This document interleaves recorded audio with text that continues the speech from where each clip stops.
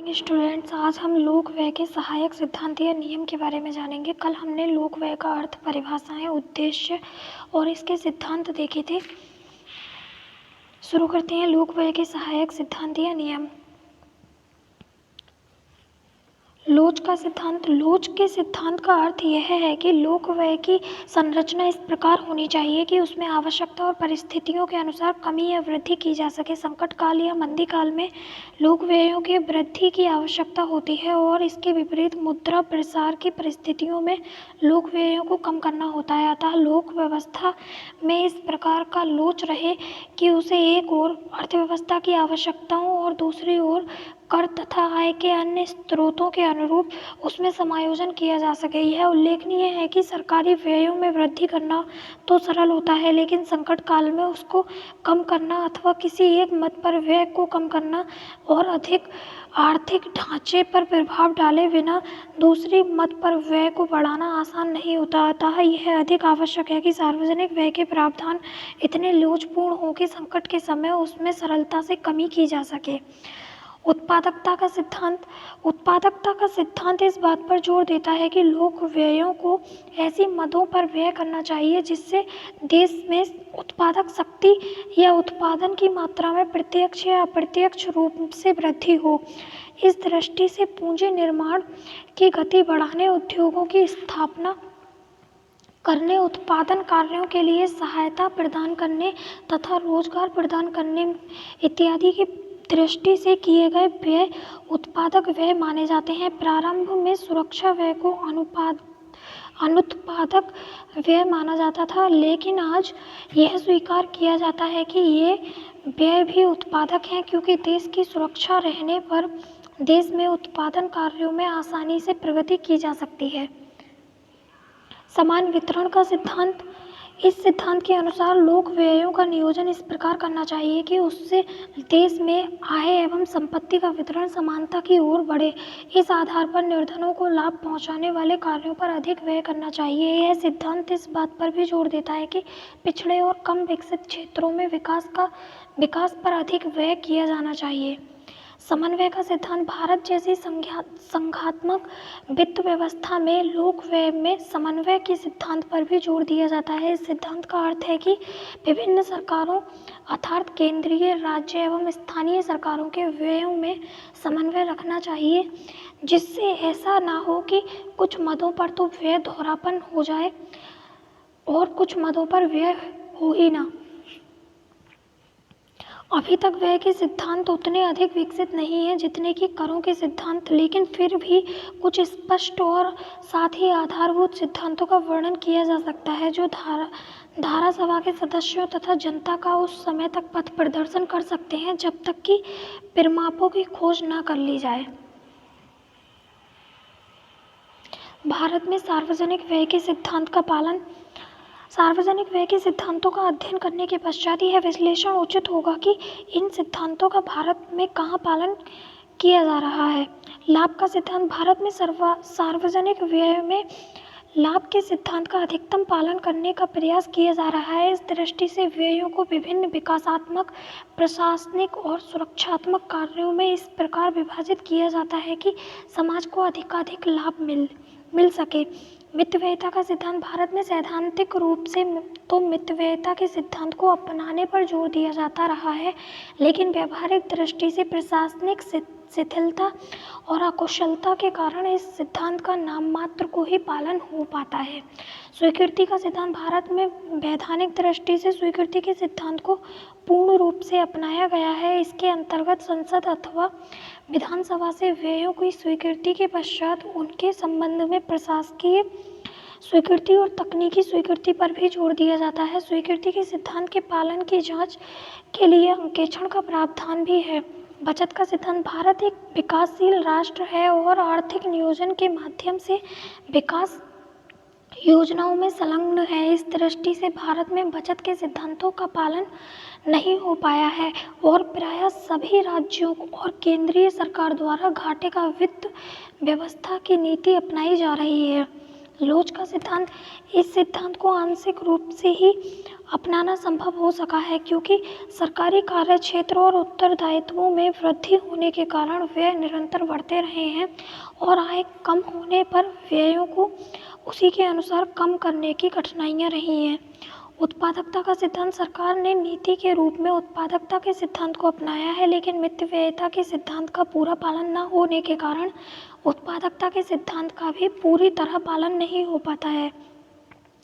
समान वितरण का सिद्धांत, इस सिद्धांत का एक बड़ी सीमा तक पालन किया गया है और पिछड़े, अविकसित तथा पहाड़ी क्षेत्रों और निर्धन वर्गों पर भी बड़ी मात्रा में व्यय किया जा रहा है। समन्वय का सिद्धांत, इस सिद्धांत को भी लगभग पूरी तरह अपनाया गया है।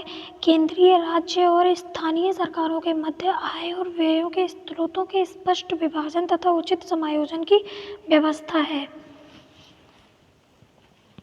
लोक व्यय का वर्गीकरण, क्लासिफिकेशन ऑफ पब्लिक एक्सपेंडिचर। विभिन्न अर्थशास्त्रियों ने लोक व्यय का वर्गीकरण भिन्न भिन्न आधारों पर किया है और प्रत्येक वर्गीकरण कुछ विशिष्ट उद्देश्यों की पूर्ति की दृष्टि से उपयुक्त है। लोक व्यय के कुछ मुख्य वर्गीकरण निम्न प्रकार हैं।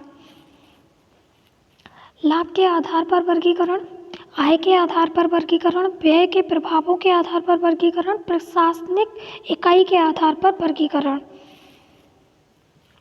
लाभ के आधार पर वर्गीकरण, इस आधार पर कार्ल सी प्लेहेन द्वारा वर्गीकरण किया गया है। उन्होंने लोक व्ययों को निम्न 4 भागों में वर्गीकृत किया है। सामान्य लाभ के लिए व्यय, कुछ व्यक्तियों को विशिष्ट लाभ और समाज को सामान्य लाभ, कुछ वर्गों के लिए प्रत्यक्ष लाभ और समाज के लिए अप्रत्यक्ष लाभ, विशिष्ट व्यक्तियों को ही लाभ।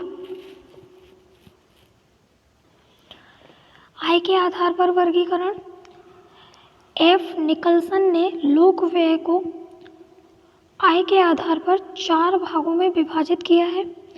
आय की प्रत्यक्ष प्राप्ति के बिना व्यय, प्रत्यक्ष आय की प्राप्ति बिना लेकिन अप्रत्यक्ष आय की प्राप्ति वाले व्यय, आंशिक आय वाले व्यय, पूर्ण या पर्याप्त आय वाले व्यय।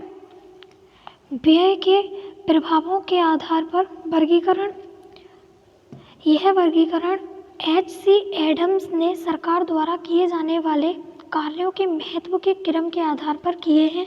इनके अंतर्गत व्ययों को 3 भागों में विभाजित किया गया है। सुरक्षात्मक व्यय, सेना, पुलिस, जेल इत्यादि पर किया जाने वाला व्यय। वाणिज्यिक व्यय, रेल, सड़क, बिजली, सरकारी उद्योगों इत्यादि पर किए जाने वाले व्यय। विकासात्मक व्यय, तकनीकी शिक्षा, वाहन, सार्वजनिक निर्माण कार्य पर किए जाने वाले व्यय।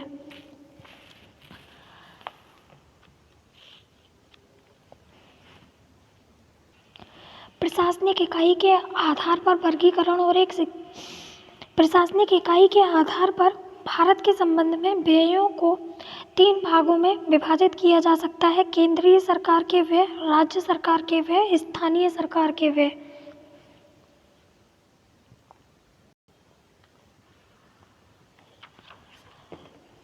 देखते हैं अनिवार्य और ऐच्छिक व्यय। ये वर्गीकरण J.S. मिल द्वारा किया गया है। इसके अनुसार लोक व्ययों को निम्न 2 भागों में वर्गीकृत किया जा सकता है। अनिवार्य व्यय, ऐच्छिक व्यय। अनिवार्य व्यय इस वर्ग में उन व्ययों को रखा जाता है जिनका करना सरकार को कुछ पुराने वचनों अथवा कानूनी प्रतिबंधों के कारण अनिवार्य हो जाता है, जैसे सुरक्षा, न्याय तथा प्रशासन आदि पर व्यय। ऐच्छिक व्यय, इस वर्ग में वे व्यय आते हैं जिनका करना या ना करना सरकार की इच्छा पर निर्भर करता है, जैसे लोक उद्योगों का व्यय। आवश्यक, उपयोगी और अनावश्यक व्यय।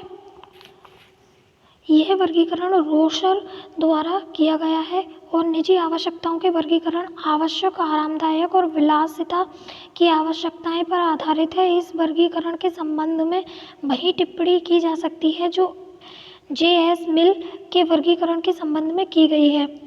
प्राथमिक और गौण व्यय, यह वर्गीकरण फिंडले सिराज द्वारा किया गया है।